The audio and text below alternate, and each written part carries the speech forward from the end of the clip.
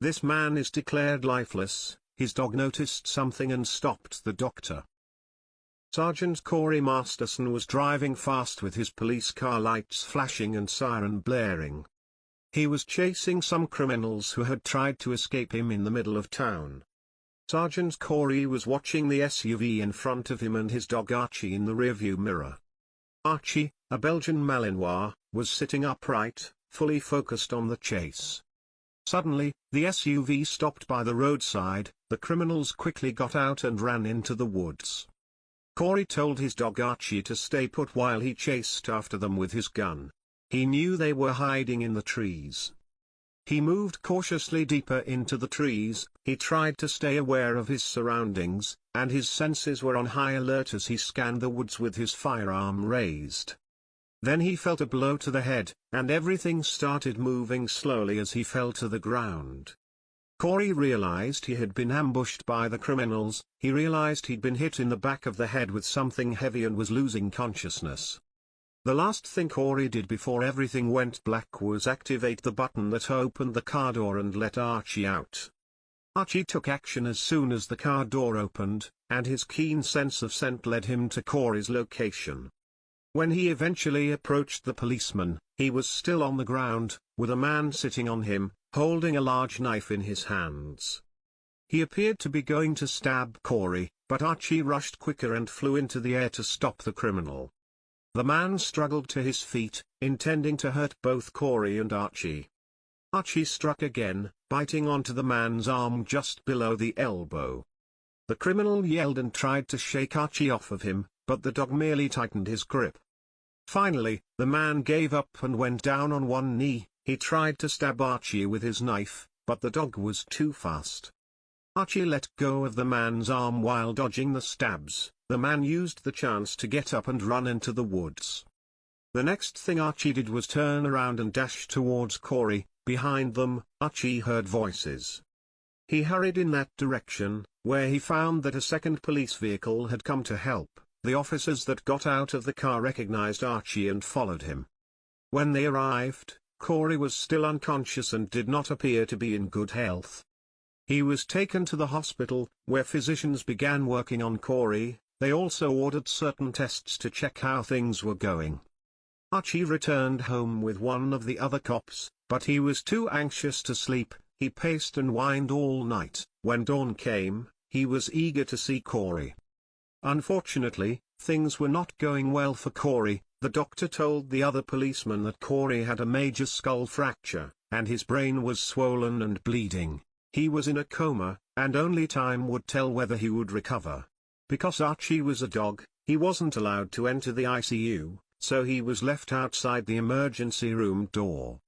When another cop walked out, Archie looked around, as if wondering, "Where is Corey?" But the officer shook his head before opening the door to the patrol car. Archie entered, but his tail was down as if he sensed the news was bad.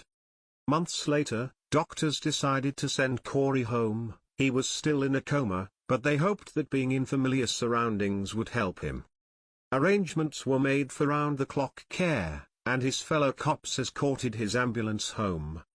As you can imagine, Archie never left Corey's side. Eventually, Archie noticed something unusual. Something was going on with Corey, so he ran out of the room and tried to catch the attention of Corey's nurse.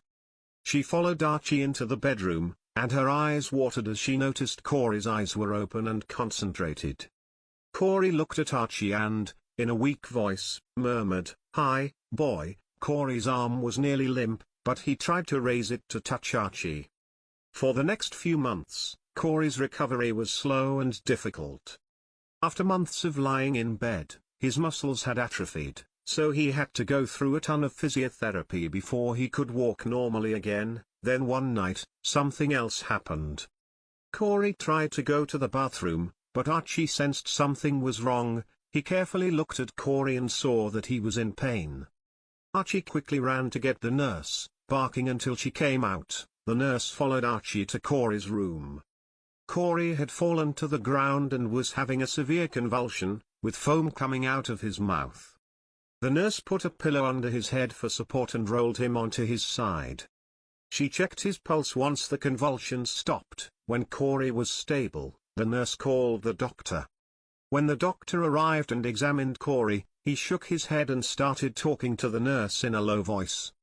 A sadness took over the entire room, and Archie wasn't a stranger to that due to his work as a police dog, but he couldn't understand why everyone was sad now. Corey was not deceased. So when they arrived with a stretcher to get the man's body, Archie went into fighting mode. He stood over Corey, growling and showing his teeth to the doctor and everyone who came close to him. This lasted 2 hours before the doctor called the police to arrange for someone to pick up Archie so that Corey's body could be removed. A little later, the police captain arrived, and when he saw Archie standing over Corey's motionless body, he looked down. He informed the doctor that removing Archie would not be easy. They had been together for years and had formed an unbreakable relationship. The truth is that Archie knew something they didn't. He had a feeling Corey wasn't deceased, and he had to find a way to make them understand that. It was a rare case called the Lazarus. Corey seemed lifeless because of the severe epileptic seizure from his head injury, but he wasn't. Archie knew before anyone else. Eventually, Corey made a complete recovery from his head injury after a lot of work and doctor's appointments. He was able to get back to normal. Corey now knew for certain that Archie had his back for life, and he could count on his dog for anything.